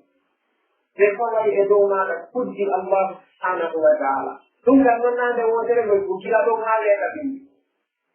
ko ɗum waɗi si tawi sonnaɓe buyi ko sabde sattiude fewata waɗi kuddi malayka no kaaji e maɓɓe ha yen ɗum ko sana moɗanaɗo e riwaya mboɓe maki walladi nafsi biyadihi ma min rajulin yad'u imra'atahu ila firashiha e maki fataba alayhi illa kana alladi fi lsamai sakitan alayha hatta yarda anha cheikh usamin ɓe maki ko ɗo noon ɗum holdinade kaɓe sarhata ɗon yadu salihin e maki ɗaɓede ko inna malayka ɓe gunaymo ko ha yeeɗo sireji lanni woɗo noon allahu on tikkanemo kanko sonnaade on tanke moodi makko weltanaade mo won gorko no waawi mo monanaade lewru no waawi mo monanaade hitande no waawi mo monanaade duuɗi tati tanke gorko on o etaaki haa gorko on itti ko monaniimo kon ka ɓerde muɗum allahu harayno tikkanimo kanko sonnaade o en noon ko woni nde tata ko nde tana almahduru saare renande nde rantaare jeɗɗagere nde o rentotonen ko ishau asrari ljimaa manam saaki ɗumol ko ɓe waddata on ka fuudu si tawi ɓe yiiɗi malli si sonnaɓe ɓuy kadi si sonnaɓe renndi haray ɓe waywa geeso manam no wawi tuwa radio nda indi play heɗoɓe ɓe wowlande kala ko moodi maɓɓe ko honɗum o ɓorni dey moodi maɓɓe ko honɗum honɗum watta ko honno moodi maɓɓe wowlirta ko honno moodi maɓɓe waɗirta ɗum kala ko feƴƴata hakkunde maɓɓe e moodi maɓɓe e wowlani moodi fo majji peñoɗoɗe hene waɗugol ɗum ɗo hokkongol bongol nelaɗo alayhi salatu wassalamu ɓe maaki inna min asharri nnasi inda allahi manzilatan yawma alqiyamati الرجل يفضي إلى امرأته وتفضي إليه ثم ينشر سرها woko ɓuri bonde maano jeya ko ɓuri bonde werde ka Allah tabaraka wa taala ñalande dargal gorko yiide sonnaade makko on o yaltina on gunɗo ma sonnaade yiida e gorko makko on o yaltina on gunɗo ɗo ko tana molana ɗum o tata sonnaade on no haani renaade e mum yeeso ɗum sawmu gayri ramadan biduni idni zawjiha horugol ko wona lewru suumaye ka ko korka naafiilo ko wona e lewru suumaye araf moodi makko kanko sonnaajo on o lewinanaade ɗum elano alayhi salatu wassalam nde maake wonne la yahillu lilmar'ati an tasuma wa zawjuha shahidun illa bi idnihi e wi ɗo woko si tawi moodi makko no ɗon amma moodi makko no boya dere mo waɗa ɗum ade ko wiya ko wa zawjuha shahid jonno ngay so tawi ko korka yoɓeteeka tawata masalan mo ñawdi tuumaye mo yoɓude ɗum heɓutaninde maake si tawi konko o ñawdi ɗon gumude mum no luttika o wawata yoɓude ɗonde tuumaye o hewtu aɗa kanko sonnaade o duwaka horude tawti wona yo lando moodi makko woodi o huuri moodi makko haaju mum yali e makko taƴinimo korka kan korka naafi lokal gorko ngala bakkaare hakke ko tawi fof kanko sonnaade o duwaka wadde ɗum وكذلك المحذور التاسع هو نزع ثيابها في غير بيت زوجها أنك كنا جوكوتا بالشمس مكوني ولا تلمدن لمولي مكو أنا كنا نقول له في اليوم في مكوب وغير من قرصة هذا لابا نكوتنا جلال عليه الصلاة والسلام ما في أي امرأة نزعت ثيابها في غير بيتها لما خرق الله عليها ستره وكلا كنا جوكوتي بالشمس مكوني وغرسي هؤلاء قدوة سورة كوكين كتن كينا تسوري مولي مكو الله قرأي مكو سورة وغير مكو نوتنا مولا نارو motawata kanko sonnajo mo haani rentade e muɗum haccirde rentamo ina nayi ono gorko ono sonnajo mo haani wakkirade kadi tawa kanko sonnajo on o jaɓata naadude ka nder galle moodi makko mo tata moodi makko yiɗa ɗaɓɓugol ɗo welɗiɗɗe boɗɗe a yeeɗo neɗɗo buuniɗo no ɗaɓɓi welɗiɗɗe taako wujiɓe produit taako sonnaɓe ɓe tawata mana ko sonnaɓe ɓe anndanɗa hoore ma koɓe tata ko lumbiɓe sharia dina Allah tabaraka wa taala tan sonnaɓe ɓe tawata haysina haynite ɓe a taway pellet ko yeddeɓe Allah subhanahu wa taala kanko oɗo sonnajo hananamo yo welɓe sifa ɗeɗo o naada ɗeɗo ka e galle mode makko alay ka fakkitole ɗo en jantoto oɗo wasiye sonnajo mo tawata ko sonnajo wiyeteɗo Asma'u bintu Kharija sonnajo mo tawata o sonnajo moƴƴo mo Allahu eltanno konnguɗi ɗi tata ko konnguɗi yiɗaɗi konnguɗi moƴƴe ñande ɓiɗɗo makko jiwo on o jomba si o wassiyinomo kanko oɗo ɓiɗɗo makko yo yaade majjita mooni makko ono wasiya si tawi hawdi sonnajo kala wasiyike ɗum ɗo geɗaljo makko o yaadiɓe ɗum ka moodi makko ɓellet no tanjina sana waɓe taari ɗewgal ngal bilemnillah kanko sonnajo mo wi ya bunayyati إن الوصية لو تركت لفضل أدب تركت لذلك منك ولكنها تذكرة للعاقل ولو أن امرأة استغنت عن الزوج لغنى أبويها وشدة حاجتهما إليها كنت أغنى الناس عن الزوج ولكن النساء للرجال خلقن ولهن خلق الرجال يا بنيتي إنك خرجت من العش الذي فيه عشت إلى فراش لا تعرفينه وقرين لا تألفينه فكوني له أرضا يكن لك سماء وكوني له محادا يكن لك عمادا وكوني له أمة يكن لك عبدا ولا تلحفي عليه فيقلاك ولا تتباعدي عنه فيلفاك إن دنا منك فاقتربي وإن نأى عنك فابعدي عنه اشملي عني 10 خصال أو 10 خصال تكون لك ذكرا وذكرى تكون لك ذكرا وذكرى أولا الصحبة بالقناعة ثانيا والمعاشرة بحسن الطاعة ثالثا والحفظ لموضع أنفه وسمعه وعينه فلا يشمن منك إلا طيبا ولا يسمعن إلا حسنا ولا ينظر إلا جمالا رابعا والتفكر لوقت طعامه خالصا والهدوء عند منامه فإن حرارة الجوع ملحبة وتنغيص النوم مبغضة. سادسا والرعاية على عياله وحشمه فإن الاحتفاظ بالمال من حسن التقدير والرعاية على العيال والحشم من حسن التدبير. سابعا ولا تفشي له سرا ولا تعفي له أمرا فإن أفشت سره لم تأمن غدره وإن عصيت أمره أو غرد صدره. ثامنا ثم اتقي مع ذلك الفرح أمامه إن كان فرحا والحزن عنده إن كان فرحا فإن الخصلة الأولى أو الخصلة الأولى من التقصير والثانية من سوء التدبير. تاسعا وكوني أشد ما تكونين إليه موافقة يكون لك أطول ما يكون مرافقة. عاشرا واعلمي أنك لا تصلين إلى ما تحبين حتى تؤثري رضاه على رضاك فيما أحببت وكرهت والله يختار لك الخير وهو الموفق وعليه الاتكال. بمعنى أولا وصي مولا نانو وأولا صناد وصي أولا جدل جمكوجيو إن لا ينجد مبياجي إن جمع نووني رغوني يقول فكلا يمانيكم وكذا صناد ويوتيكم وما كي يا بني يسيكو أن يجدل جمع بمعنى هو يجيونا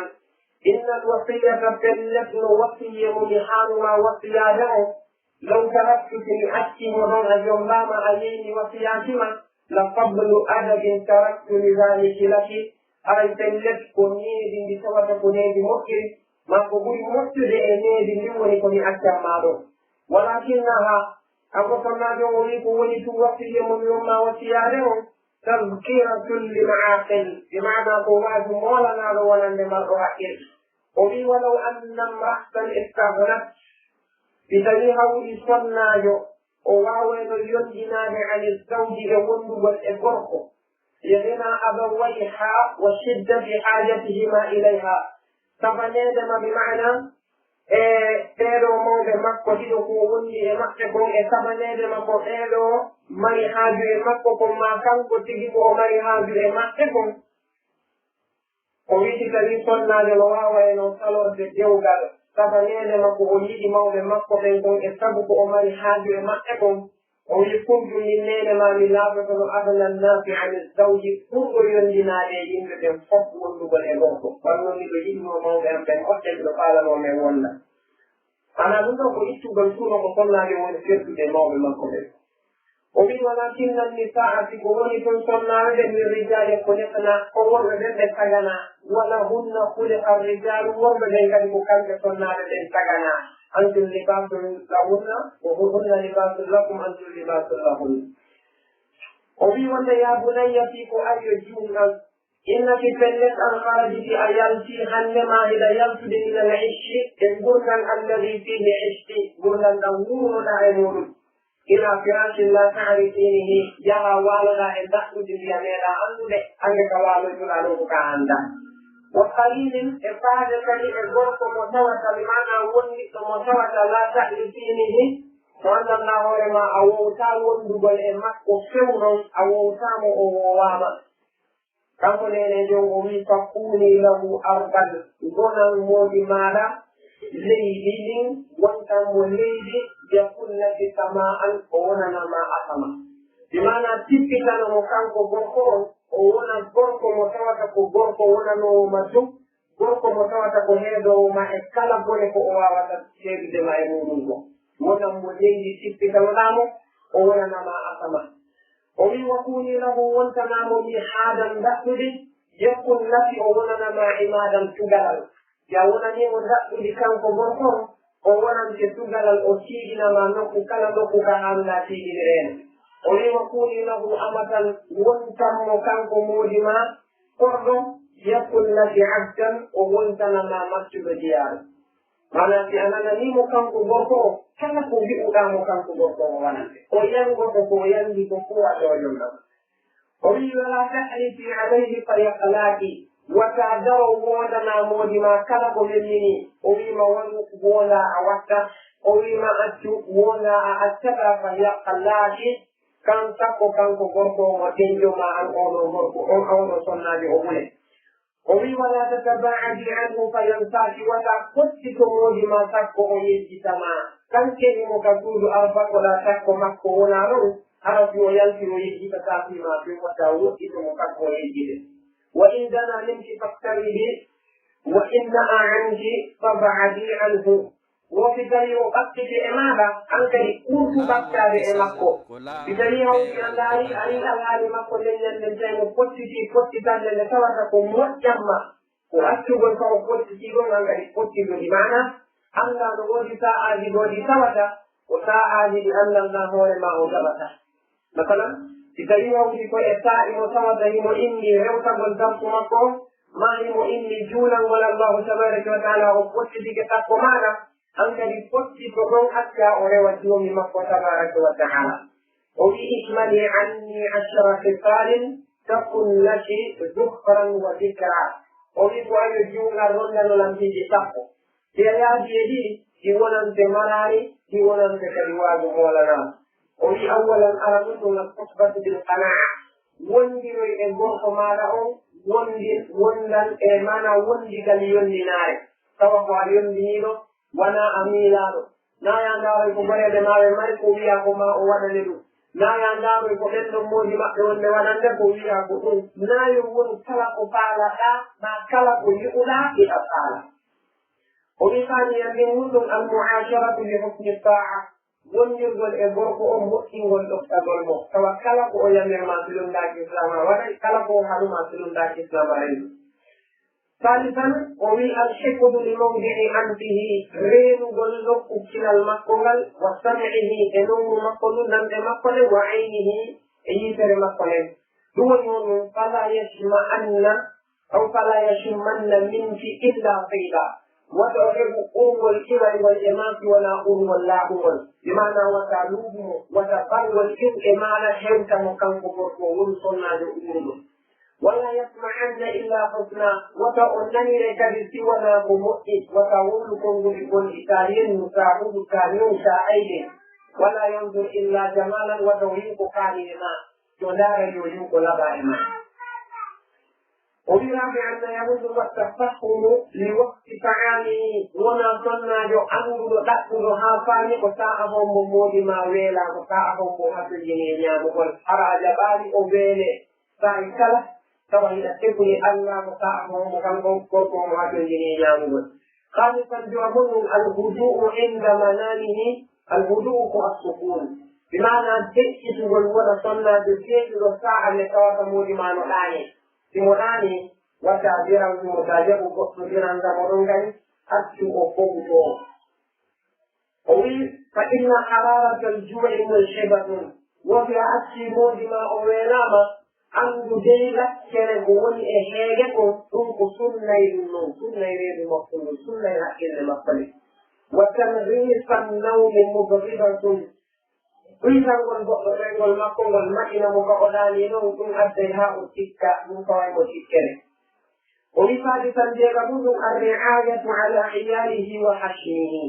daragol aynitana mo ɓenguɓe makko nden e siɓɓe makko ɓen tawa moodi hiɗa ayni ɓen ɗon hiɗa reeni ɓen ɗon hiɗa wondi e maɓɓe no woƴƴiri sikkere makko nden kanko gorko kadi aynitaani haa jaɓaali jamde e sikkere makko few fa inna al ihtifada bilmali min husni taqdir waɗi daragol ɗon ayna jawde makko nden kanko gorko min ko jiyaani ko ɓuri moƴƴude e eɓɓore nde sonnaade ɓettata e galle والرعاية على الإيال والحسن من حسن التدبير أين والمكان الطرق أم إنه لمكن يسكر مكن أين تقول سكر مكن يجيان يقول مؤكد تحكي ذلك لصنع يتحكي فتوجد ذلك والمكن تابعا تظن ولا تفشي له سرا وتائبت بمعنى كل بمكن ساكتا لكيا ولا تعطي له أمرا وتأيده يمرونه فإن أفشت إتاريه أن صنع جون أساتي سره قلوا مكن لم تأمن غدره أريها النكدي أواتاه ولا لأذى جنب مكة بمعنى يوصل مكة ولكي يسلقوا فيه لما يقول وجمكة لأيالسنا لكياتي أنك يوحي يسوق جمكة لجمكة يووني مكة أمم تنبي مباركون وإن عصيت أمر يعني يجي فيها جمكة يمر مكة أو غرق صدره التكين يدر لمكة يمر ما أصلي أقوى وتكين ثانيا يتبعون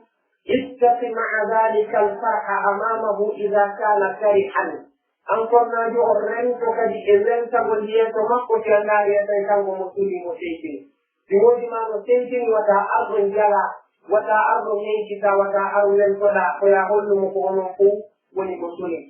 والحزن عند أو الحزن إنه إن كان فرحا وكذلك وتعجب سنة لكدية مكة تمويلتي ويابلت تمصوني سنة فإن الخصلة الأولى بس الأرنان الإيمان ولي بس الجلتين مصوني من التكفير بالقديس والجهة إيتاي والثانية ولسنة بومن تمويل ملولتي من سوء التكفير فجيالو إتوبي لركالي لسنة لجوته سابعا بين يقول وكوني أشد ما تكونين إليه موافقة وقول إمكو كبير تيرو دي القول لسا إمكو كنفوك وقوافق ونيكو إمكو يكون لك وناسا ما أطول ما يكون مرافقة توكلك أولي حيث أول لا نوتي ما نقدر إمكو إذا وليكو أول لك إمكو نوتي ونمو وليسا عاشرا تفقه من سكي درون وكان وصلنا بيومي وعلني أنه أيضا جونا التي ولت ألا تكلين أو حوتنا إلى ما تحبين صادقكم كلنا أولو برضو حتى تؤثري رضاه على رضاك حقنا ولا يمكن لدو ولا يمعه فيما أحببت وكرهت يكون كلنا أن لا حرام لا أرتاكم إلى سماءكم يستطمعكم في وليم أقولنا ينون يدوكم بالمعكم في أني أقولنا ينون يدوكم أن الآكم ومن والله يختار لك الخير وهو الموفق وعليه الاتكال وما جنتني ودوني جدا بمقعهم ومن لكيك الله يا الله سبحانه ما قمتكم وأن الجمعة وكانكم الله ونستبنوهم إبقمتكم وعليه الاتكال وكانكم ونكوهولك وكانكم ونكويوم لكوكي أي إنه وصي مؤونة صناج أسماء بنت خارجة ووصي مؤونة صناج مكو ينلي أولو كتمكو صناج ينلي صوتيك مكو ويسا وما كان فيه من صواب فمن الله وحده وما كان فيه من خطأ وزلل فمنه ومن الشيطان والله ورسوله منه برا أقول قولي هذا واستغفر الله لي ولكم ولسائر المسلمين فاستغفروه من كل ذنب إنه هو الغفور الرحيم وآخر دعوانا أن الحمد لله رب العالمين السلام عليكم ورحمة الله وبركاته. لا والكسل كلا والبي والإبانتال